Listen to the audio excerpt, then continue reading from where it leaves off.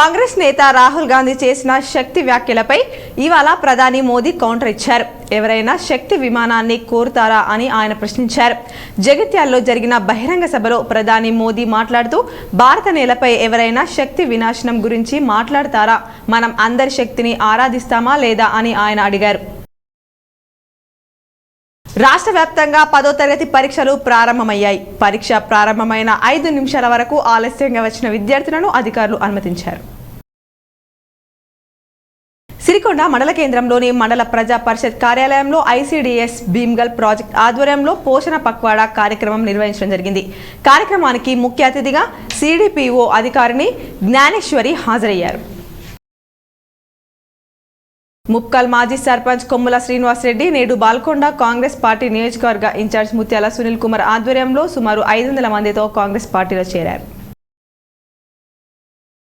నందిపేటలో ఆర్మూర్ కాంగ్రెస్ నియోజకవర్గం ఇన్ఛార్జ్ వినయ్ రెడ్డి ఆధ్వర్యంలో బీఆర్ఎస్ నాయకులు కాంగ్రెస్ లో చేరారు.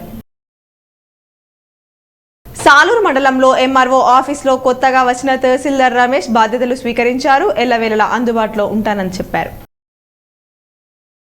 ఇందల్వాయ మండలం తిరుమన్పల్లిలో శ్రీ లక్ష్మీ వెంకటేశ్వర స్వామి ధ్వజస్తంభ పునః ప్రతిష్టాపన మహోత్సవం వైభవంగా జరిగింది.